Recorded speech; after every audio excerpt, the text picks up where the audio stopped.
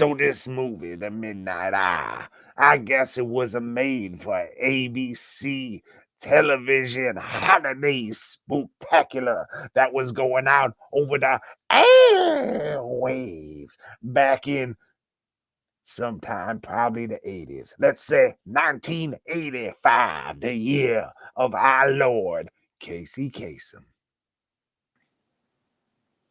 Yeah, this one has well, two big leads, stars that were like big time. Uh LeVar Burton and All right, Joe, let me stop you right there so I don't forget about it later. In this here movie, LeVar Burton is trying to get his dick sucked. And by I, old Sherry Belafonte. ow, have mercy. Anyways, back to old Geordie LaForge. I don't know why. Probably because of all his time on children programming, reading a rainbow. But I always saw old LeVar Burton as an asexual. So it was weird seeing him in this movie trying to get his dick sucked from the back.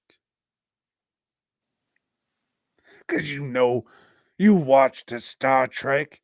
He was always the autistic in the glasses, saying shit like, no, no, I'm asexual. I don't need my dick sucked from the back. He did have one particular line where he's like, Wesley, looking good. Wesley sounds like a man's name there, Joe. It was a child's name, Tom. Well, it's time for me to go and let you review the rest of this movie. No, that's okay. I've been Wolfman Jack. Wolfman Jack o' Lantern. So, Joe, what happens in this hit motion picture, The Midnight Hour, about a bunch of rambunctious teens? I don't remember because I didn't rewatch it, but they throw a party and then the dead are summoned and they become evil or some shit and then they do a dance number. Well, Joe, this friend group decides to go to the local museumery or some shit and steal some old haunted costumes. And they go to the graveyard, and in one of these haunted costumes, they find an old piece of paper. And one of the friends in the friend group says, oh, hey, I'm part of the bloodline of the witch who used to live in this town, or some fucking shit. So why don't you let me read this fucking horse knock meek mock, Evil Dead speak or whatever the fuck it was off this old piece of paper. So she does, and the dead rise. But not just the dead, a werewolf too, because fuck you.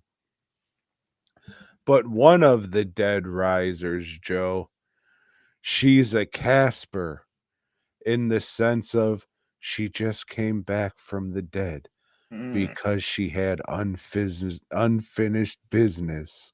Unfizzy business. She had unfissured business, aka she was never fucked in the ass. So she came back to find love in her ass, Joe. And she does with one of the kids from the friend group, and at the end finds out, oh, I'm really a dead girl, and you were kissing me and probably rubbing my clit and about to stick your plump plecker in me, and ooh, I'm getting all flustered thinking about that shit. So that's a subplot in this movie, and it's kind of weird, especially because it's a made for TV on a ABC movie. And the motherfucker gets choked to death in this movie, too. It has a few things that are like, wow, this is like a family movie made for TV. Like it is, but then there's these moments. It's like, wouldn't fly these days.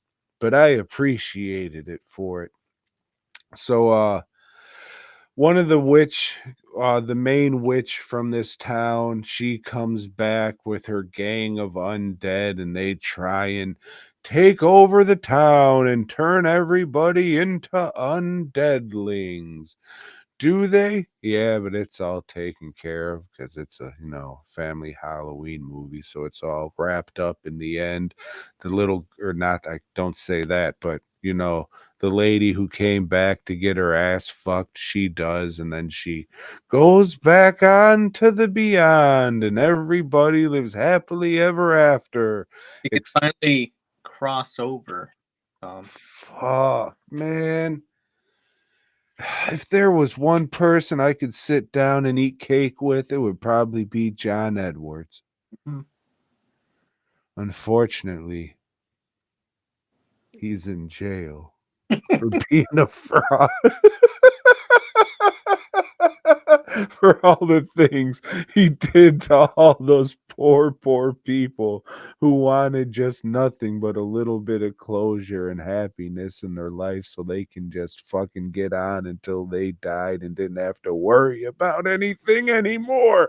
But no, he just fucking got $1 bills of every fucking cent that he ever earned, and he just rolls around in it like this. He rolls around in it like this. So, Tom, allegedly. Now, one of my favorite parts is when they do start singing and dancing, because everybody's possessed, and they start Cucamonga.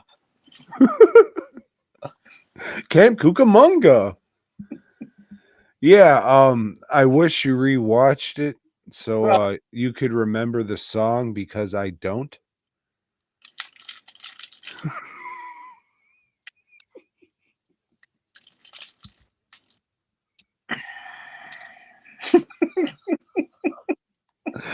But I will say this shit had some like really good fucking zombie makeups in it, like way better than something like this deserved. They were good shit, like all around. This is a pretty fucking good spooktacular fucking Halloween movie.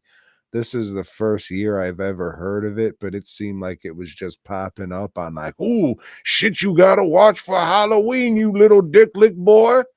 So I did, and I was just like, yeah, you know what? That's not bad. And it had like a lot of shit that you would be surprised to see in a family movie. I'm not saying the shit's wild as fuck, but like a dad getting choked to death in the fucking movie, you don't really see shit like that. But it was good and worth checking out for sure.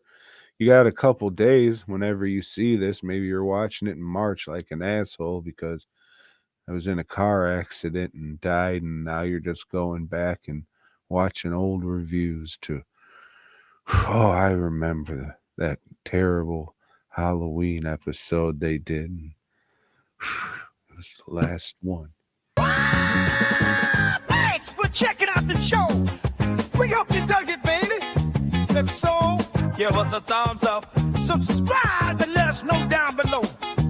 Support Tom and Joe by heading over to DWNProductions.net and FastCustomShirts.com. Until next time.